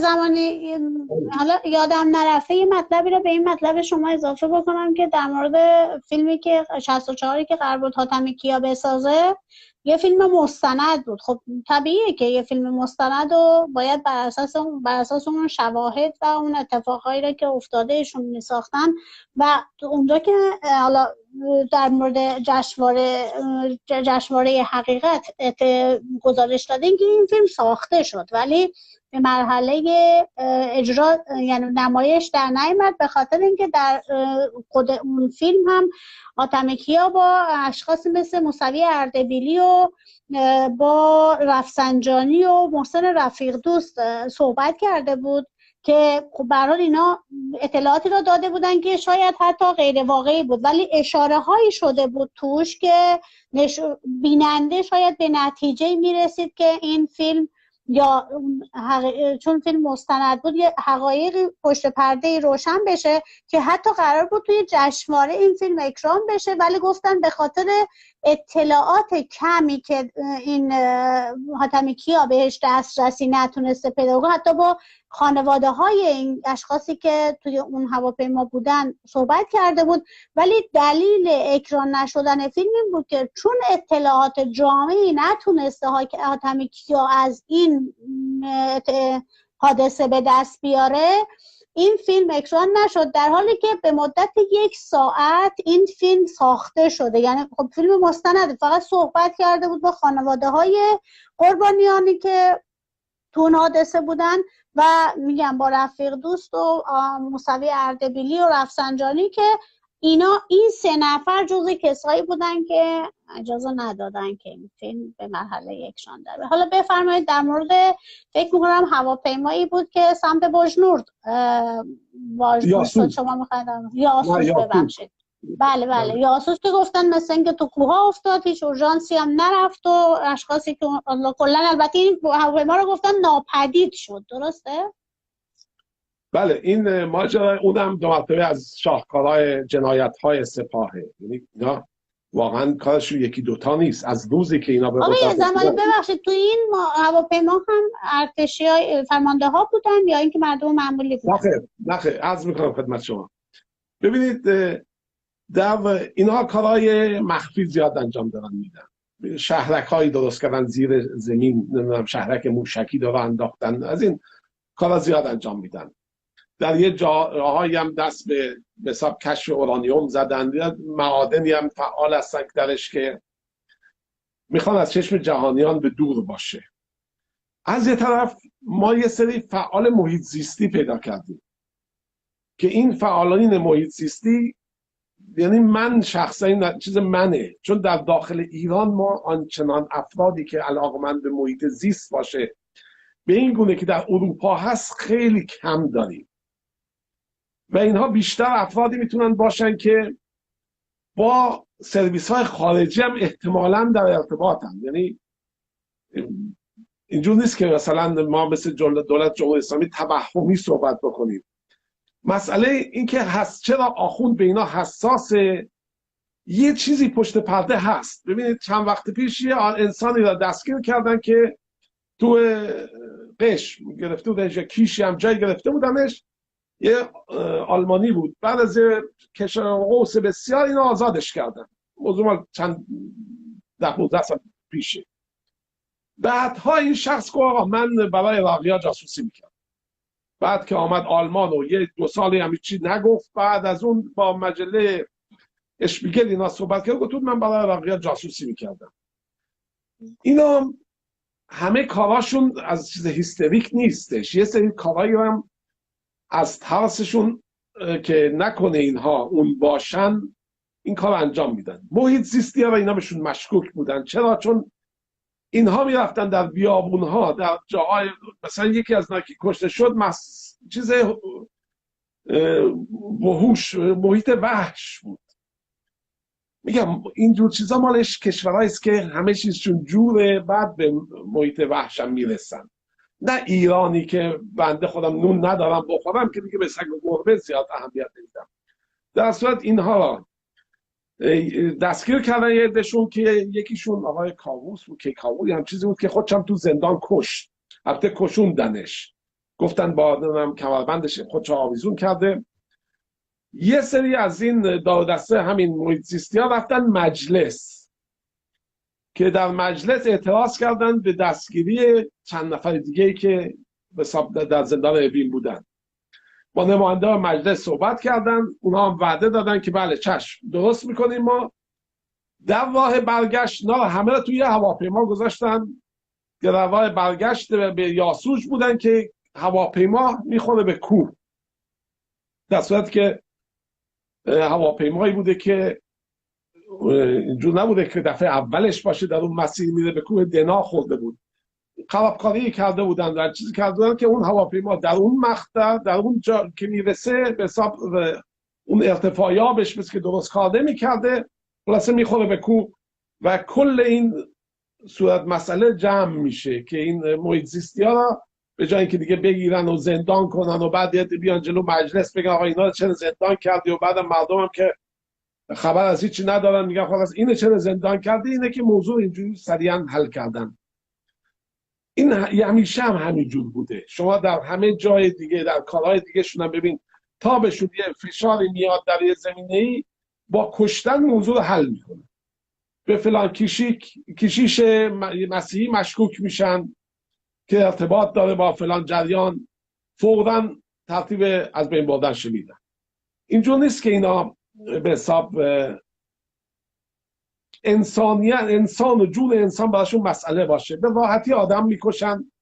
یه جریانی شده افتاده تو جون ملت ایران و به این راحتی هم از بین برو نیست، چون اینا پول را چشیدن، مزه پول را، مزه زندگی راحت چشیدن، برای حفظش تن به هر جنایتی هم میدن.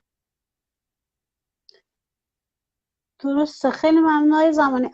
در الان تو این موقعیتی که الان هستیم، تو این اتفاقهایی که در ایران داره میفته و باز هم خب به هر حال این سپاه و بسیج که باز هم جز ارگان‌هایی هستن که در واقع با همسو با هم دارن حرکت میکنن و در کشتار و سرکوب کردن مردمی که برای اعتراض واقعا برای در واقع الان به اعتراضهای معیشتی هستش که مردم بیرون هستن و دارن این کار میکنن، دارن سرکوب میکنن مردمو. در حال حاضر این ارگان یا کسایی که دارن مردم رو سرکوب میکنن، شما فکر میکنید دستور از فرمانده کل قوا میگیرن یا اینکه الان در این موقعیت این مثلا کسی مثل سردار سلامی هستش که تمام این اتفاقها رو سازماندهی، یا اینکه این ارگان یه اتاق فکری داره که دارن این حرکت ها رو سازماندهی میکنن یا رهبری میکنن؟ ببینید خانم قدامی، مشکل ما ملت ایران دچار ببخشید آقای زمانی، چون الان چیزی که داریم خب شعارهایی که مردم دارن تو خیابون میدن، حالا خب چیزی که حتی خودمون هم وقتی تو اون شرایط بودیم همین بود دیگه. ما پیکان نفرت هامون، پیکان اون دیدمون به سمت خود خامنه‌ای داره میره. داریم مثلا این آدم و عامل همه، درسته این آدم عامل هست، نه اینکه بخوایم این آدم رو بگیم این نیست، ولی اینکه یک آدم تک نفره برای این ارگان، این هم آدم هایی که سازماندهی شدن برای هر اتفاقی داره میفته، بدون اینکه از چیزی ترسی داشته باشن، بدون اینکه حتی جوابگوی کسی باشن، خیلی راحت دارن مردم معترض و سرکوب میکنن، یا حتی برای کوچکترین اتفاقی که مثلا برای روسری به راحتی دارن مردم توی خیابان گیر میدن. واقعا این که ما دیدگاهمون به سمت یک نفر رفته، یا واقعیت همینه، یا اینکه عرض کردم که اتاق فکری هستش که این کارا رو براشون انجام میده؟ ببینید خانم قدامی، اشکال از سیستم حکومتی ماست. تا ابدم پیش بره، به همین صورت پیش بره. خامنه‌ای، ما زمان شاه میگفتیم که این بره هر کی میخواد بیاد جاش، و این حرف بی‌منطقی بود. چرا؟ چون سیستمی که دیکتاتور تصمیم گیرنده همه چیزش باشه فرق نمیکنه، شاه باشه، خمینی باشه، خامنه‌ای باشه، این افراد مردم رو نمیبینن. شما ببینید در یه حکومتی که مردم خودشون تصمیم بگیرن برای خودشون، یه همچین اشکالاتی پیدا نمیشه. شما ببینید در فرانسه مثلا، در آلمان اعتراضات هست، اعتصابات هست، ولی دولت وحشتی نداره از اینکه این اعتصابات رو بخواد به شدیدترین وجه سرکوب کنه. چرا؟ اگر این کار کنه در سری بعد بهش رأی نمیدن.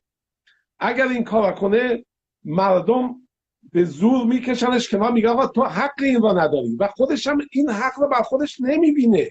ببین شما زمان شاه ما رو رعیت میدیدن، الان ما رو امت میبینن. امت که شدیم ما باید همون چیزی رو انجام بدیم که ارباب میخواد، آقا میخواد. ما را آقای مصباح میگفت مردم کیان، چه حقی دارن. این مشکلاتی که از یه جا سرچشمه میگیره، بله این مشکلات از اون جایی سرچشمه میگیره، یک نفر تصمیم گیرنده است. ما زمان اگر یک حکومت فدراتیوی داشتیم که افراد اقوام مختلف خودشون برای خودشون تصمیم میگرفتن، حکومت مرکزی همه کار نبود، این مشکل هم نمی اومد. این الان ما همین مشکلی که من در قم دارم، شما در تهران دارید، اون شخص در کردستان داره. چرا؟ چون همه از طرف خامنه‌ای داره هدایت میشه. ولی اگر ما یک کشوری بودیم که در کردستان مردم خود مختاری داشتن، در آذربایجان خود مختاری داشتن، خودشون حکومت دستشون بود، اون حکومت تابع حکومت مرکزی نبود. حکومت مرکزی هم نمیتونست به همه زور بگه، نمیتونست خواسته هاش پیش ببره. موقعی که اهوازی خودش تصمیم میگرفت برای اون منطقه خودش، دیگه اجازه نمیداد که خامنه‌ای از تهران بیاد نفت اونجا رو بفروشه، همونجوری که خودش میل داره خرج کنه. میگفتن نه آقا، مردم هستن، اگر یه حکومت دموکراتیکی برای ایجاد نشه این آش و این کاسه همجور ادامه پیدا خواهد کرد. همین موضوع میگم زمان محمد علی شامایان داشتیم، زمان آقا محمد خان داشتیم، زمان شاه داشتیم، زمان پدرش داشتیم. یک نفر تصمیم گیرد. یعنی وحشتناکترین نوع حکومت اینه که یک نفر خودشو عقل کل بدونه و این عقل کل بعد از یه مدتی هم از واقعیت فاصله میگیره. میشه مثل هیلاسلاسی، نمونه‌هاش زیادن، میشه مثل قذافی، میشه حالا دستات که بعضیاشون آدمای مثبتی هم بودن، کاری هم میخواستن انجام بدن، ولی این دوران دیگه گذشته که یک نفر تصمیم بگیره. اروپایی‌ها علاقه‌مند به این هستن که ما یک نفر تصمیم گیرنده در کشورمون باشه، چون اگر ما مجلس داشته باشیم، شما ببین الان مثلا در کشور دانمارک میخواستن چند وقت پیش یه هواپیما بخرن، یه سری هواپیما بخرن.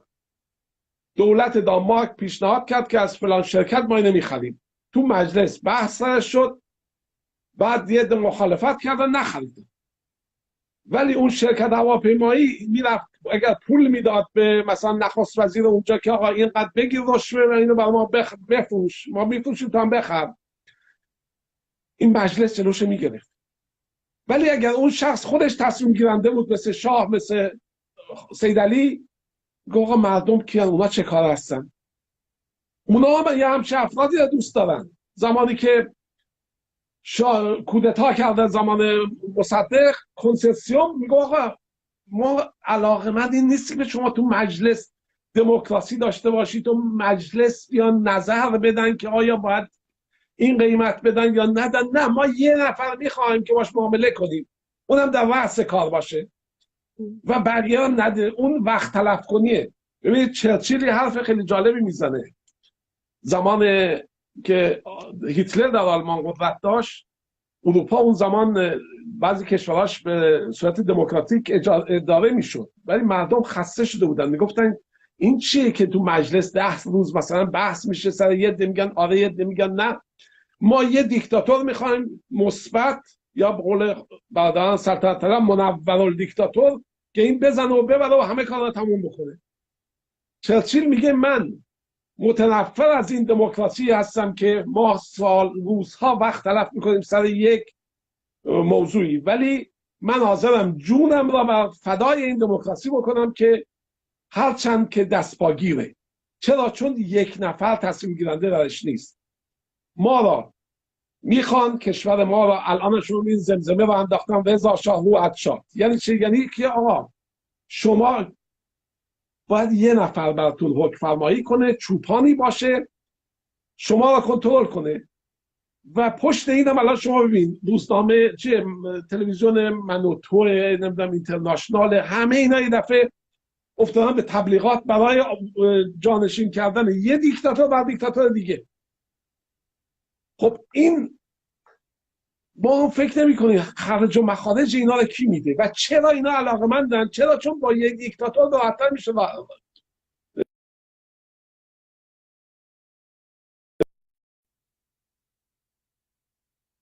کار تجارت انجام بده. میگفتن آقا تو ارتشی، تو باید بری حفاظت از مرزها رو داشته باشی. تجارت کارش با تو کسی دیگری است.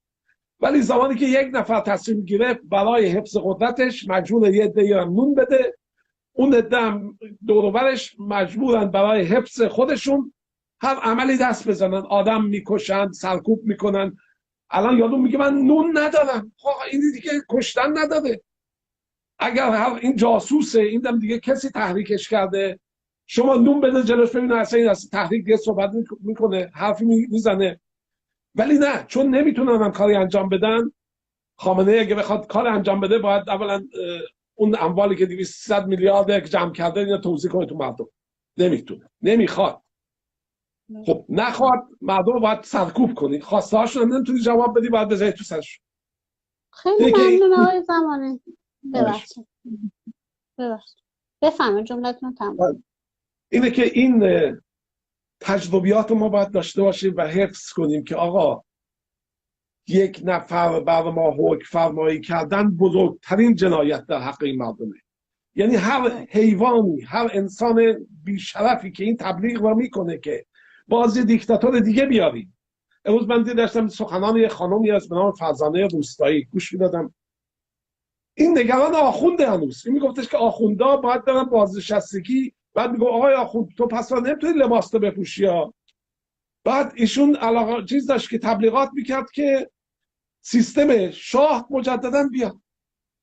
خب اگر سیستم شاه خوب بود که میلیون ها آدم تو خیابون نمیریختن. این داستانی هم که راه انداختن که آقا مردم بیان عذرخواهی کنن که من آقا یادم گرسنه بیاد عذرخواهی کنه. اون زمان هم عین همین الان بود. مردم اگر سیر بودن وضعشون درست بود، شما الان مردم سوئیس نمیتونی بکشید تو خیابونا، مردم نمیدونم کشورهای متأخر نمیتونی بکشید. چرا؟ چون شعور دارن، سواد دارن، تحت تاثیر کسی هم واقع نمیشن.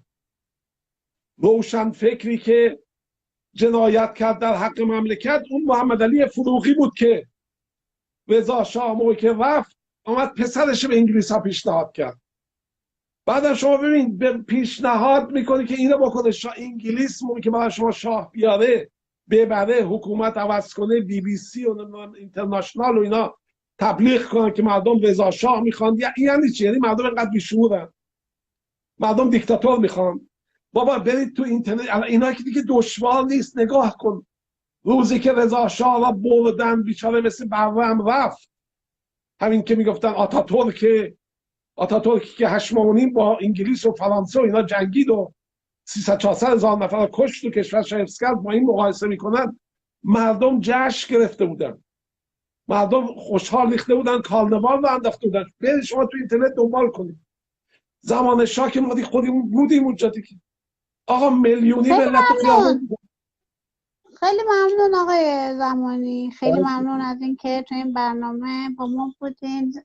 باز هم هر چقدر از جنایت‌های دیکتاتور، از جنایت‌های سپاه پاسداران انقلاب اسلامی بگیم در 1-2 ساعت توی برنامه نمی گنجه، برای اینکه واقعا گوشه‌های تاریخ ما پر از جنایت‌هایی هستش که به دست همین افراد حالا دست آموز دیکتاتورها هستند یا اینکه امربر دیکتاتورها هستند. هر روز داره انجام میشه و هر روز از روز قبل بیشتر شده و این تکامل، یعنی در واقع میتونیم بگیم سپاه پاسداران انقلاب اسلامی یک چیز در حال حاضر که امروز داره فعالیت میکنه و به قول شما تو تجارت دخالت کرده، توی خیابون ها مردم ها میکشه، توی دادگاه ها دخالت میکنه. در واقع به مرور زمان این ارگان تکامل پیدا کرده، الان به جایی رسیده که در هر زمینه بسیار بسیار متخصص پیدا داره، چه در کشتار باشه، چه در تجارت باشه. به هر حال کسایی هستن که تو این زمینه دارن کار میکنن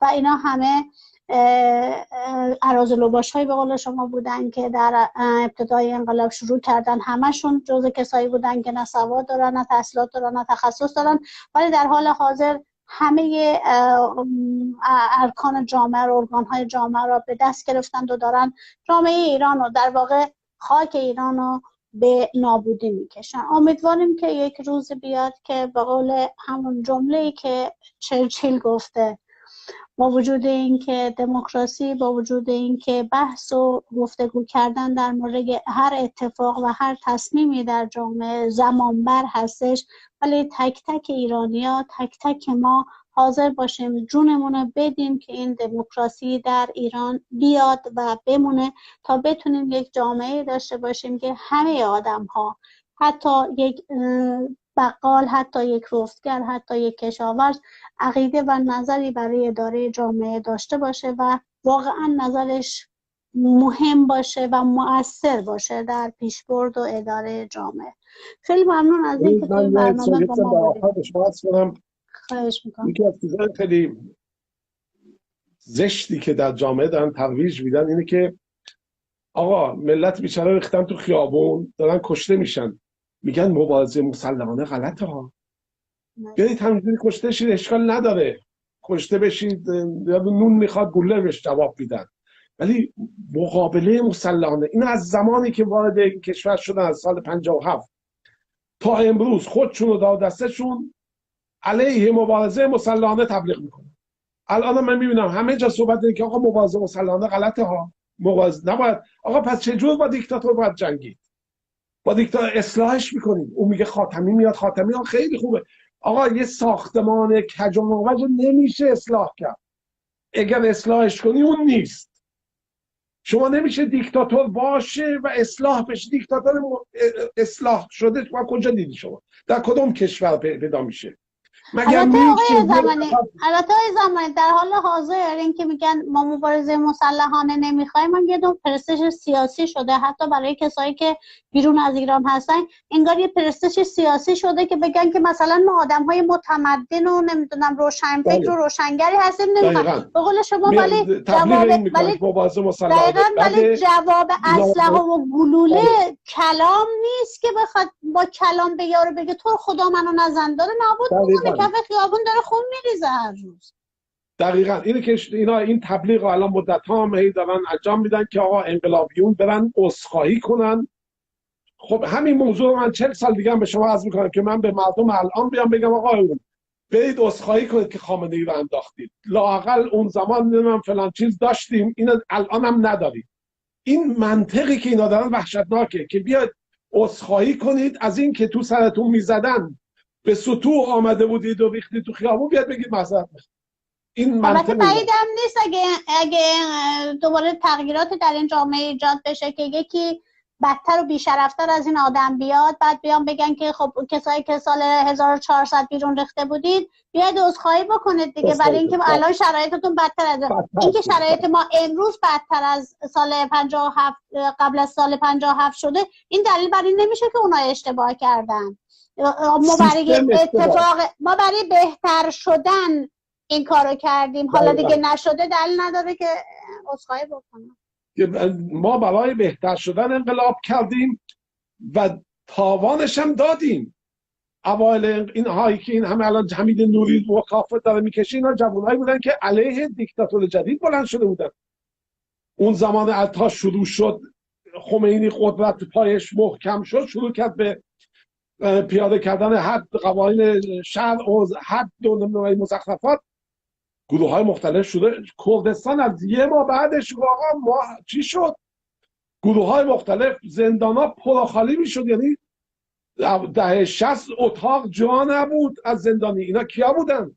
اینایی بودن که مبارزه میکردن با دیکتاتور. مشکل این بود که ما اطلاعات نداشتیم، نمیفهمیدیم. جامعه کسی نبود به ما آگاهی بده، روزنامه‌ای نبود، حزبی نبود، هیچی نبود. ولی کار ما اشتباه نبوده و انداختن دیکتاتور. و مشکل اینه که ما دیکتاتور رو با دیکتاتور جانشین کردیم. سیستم نباید باشه که یک نفر تصمیم گیرنده باشه. سیستمی که تک نفری تصمیم گیرندش باشه آخرش همینه، یا میشه شاه یا میشه شیخ، هیچ فرقی نمیکنه. آدم خوب شما نمیتونی پیدا کنی. این اصلا و حرف مزخرفی هم هست که من دنبال آدم خوب میگم، معنی نداره. دنبال سیستمی باشیم که جلوی فردی را که بخواد خلاف کنه سیستم میگیره. سیستمی که مردم مطرح باشن، هر کسی هم در قدرت باشه، مدت محدودی کار خلاف هم کرد میندازنش. مطبوعات هم به عنوان سگ نگهبان اونجا هستن، هر حساب جنایت و هر کثافتکاری رو افشا میکنن. نه اینکه یه ابلهی رو باز بیانش 60 سال تمرگیره تو اروپا اینا بیارید خب این بیاد که چه کار کنه، با چه تیمی میخواد چه، ولی همون داغ و درفش باباش رو بندازه. خب اگه بود که باباش فرار نمیکرد از اون مملکت. اینی که اینایی که واقعا یا خیلی بیشرفن تبلیغات اینجور چیزا میکنن، یا اینکه مزدورن و دار دست همین آخوندن و میخوان در بر همین پاشنه بچرخه. در صورت این سیستم ها ما نباید، ما سیستم رو عوض کنیم نه اشخاص رو. خمینی، خامنه‌ای، هر کسی. ببینید من یه کوتاه هم بگم تموم میشه. اوایل زمان شاه بود و زمان آخونده هر دوش. ما سر مثلا من یادم اولین حکم سنگسار یه آخوندی به نام فهیم کرمانی صادر کرد. ما گفتیم آقا اینو باید کشتش که جرأت نکنن که همچین حکمایی صادر کنن. ولی بحثی که این بود که آیا ما اینو بکشیم موضوع حل میشه؟ ممکنه اون آخون بترسه، اون یکی نمیترسه انجام میده. ما باید سیستمی را بیاریم که اینجور افراد توش امکان رشد پیدا نکنن. ما زمان شاه ثابتی داشتیم، نصیری داشتیم، زمان آخوند لاجوردی داریم، خلخالی داریم. چرا؟ چون سیستم این افراد را رشد میده. اون سیستمی که به شما اجازه میده دست به جنایت بزنید چون میدونی کاریت نمیکنه. ثابتی میره آدم میکشه، کسی انجام میده. لاجوردی هم همینجور. سیستمی را نباید، اگر در اروپا الان یه همچی کاری بکنه کسی در سوئد یخش میگیرن که آقا تو یه همچی حقی نداری، که یه همچی قدرتی هم بهش نمیدن، چون احزاب مخالف موافق چیزن وایستادن که آقا یه خطا تو بکنی بندازنه. ولی یه دیکتاتور بود و 50 تا چماق به دست دولش که نمیشه انداختی، اینو فقط باید کشتش. اونم بکشی یه سیستم عینمونه بیاری، همون میشه که بردهدارهای قدیم شورش میکردن، بردهدار از بین میبردن، خودشون میشدن بردهدار. این سیستم ادامه پیدا میکرد. یک کدومشون ننشست بگه آقا سیستم بردهداری باش مبارزه کنیم، نه برده و بردهدار. سیستم ما باید با سیستم دیکتاتوری، سیستم استبدادی مبارزه کرد. چه شیخ، چه شاهش، چه کمونیستش، چه لیبرالش، هیچ کدوم فرق نمیکنه. در جایی که یک نفر تصمیم گیرنده بود، یک حزب و غیر قابل تغییر، نتیجهش همین خواهد شد. قول علما و السلام. خیلی ممنون، مرسی، لطف کردید آقای زمانی ما را به برنامه همراهی کردید. امیدوارم که باز هم دعوت کردید. خیلی ممنون از شما که همیشه واقعا دعوت‌های ما رو جوابگو هستید و تو این برنامه ما رو یاری میکنید. خیلی ممنون و از همه بینندگان گرامی تشکر میکنم و ممنون که تو این برنامه با ما بودید و با کامنتاتون، با شیر کردن این برنامه برای آگاه سازی هرچه بیشتر مردم شما هم همراه ما هستید و ما را کمک میکنید. تا یک برنامه دیگه تشکر از شما بابت دعوتتون. یک جمله کوتاهی هم بگم. چند افراد مختلفی با من تماس گرفتن در مورد اینکه بیان تو این برنامه شما. بعد من بهشون چیز شما رو دادم که آقا این برنامه است و شما میتونید نظراتتون رو بگید. خیلی لطف کردید آقای زمانی. میترسن، مردم میترسن. افرادی هستن یارو از ایران با تلویزیون من و تو صحبت میکنه، با تلویزیون فلان، ولی میگی بیا تو این برنامه، میگه نه اینا خیلی موازشون تنده. وحشت دارن، چون میدونن که این جریانیه که دنبال چیزی نیست، دنبال این فقط اشاعه معرفت و آگاهیه. این مشکلی که و اینجور افراد کم، اینجور جریانات خیلی کمه، یعنی خیلی کم که تقریبا نیستن. همه یه شلات عمل مثل عباس فخرآور و نمیدونم سازگاوا و این تیپا هستن که از دو سره میخورن و هم از اون ور میخورن. و یکی خانم مسیح نجات خودش ضد آخونده، شوهرش نایاکه. یه همچی تیپایی هم اپوزیسیون کردن. این که کار شما قابل عرض و قابل تقدیره. همه شما و گردانندگان برنامه‌تون خیلی ممنون. شما لطف دارید. ما هم کل تیم آوای بوف از شما تشکر میکنن که واقعا همیشه هر وقت از شما دعوت میکنیم هیچ وقت به ما نه نمیگید و شما هم خودتون مشتاق هستید که مردم آگاه بکنید، چه تو این برنامه چه برنامه هایی که خودتون دارید. آقای زمانی همیشه من میبینم که واقعا دست روی نقطه های خیلی مهم و اتفاقایی که تو این جامعه هست میذارید و برای آگاه سازی مردم و برای واقعا آگاه کردنشون تلاش میکنیم. ما از همه کسایی که واقعا قدم برمی‌دارن برای آگاهی هم استقبال میکنیم، هم تشکر میکنم. تو این برنامه هم بارها اعلام کردم کسایی که حتی مخالف حرفا و برنامه‌های من هستن، حتی کسایی که مخالف حرفای شما و بقیه میهمانان برنامه هستن، خودشون اعلام آمادگی بکنن بیان تو همین برنامه صحبت بکنن. ما هیچ محدودیتی برای هیچ کدوم از کسایی که میخوان تو برنامه ما باشن و صحبت بکنن نداریم. و اینکه بیان فقط با یه کامنتی که شروع بکنن به بدگویی و نمیدونم چرا این حرفو میزنه، چرا اونو دروغ میگید. شما بیایید آنچه که شما میدونید ما با جان و دل میشنویم و با حتما هم بینندگان ما دوست دارن که حرفای بقیه هم بشنون. و ما باز هم برای چندمین بار از همین دوربین از همه کسایی رو که مایل هستن دیگران رو در مورد اطلاعات تاریخش که توشون بودن زندگی کردن و آگاهی دارن استقبال میکنیم بیان تو این برنامه شرکت بکنن و ما حرفاشون رو بشنویم. خیلی ممنون از شما و همه بینندگان را تا برنامه دیگه، تا یک ناگفته های دیگر به خرد میسپاریم.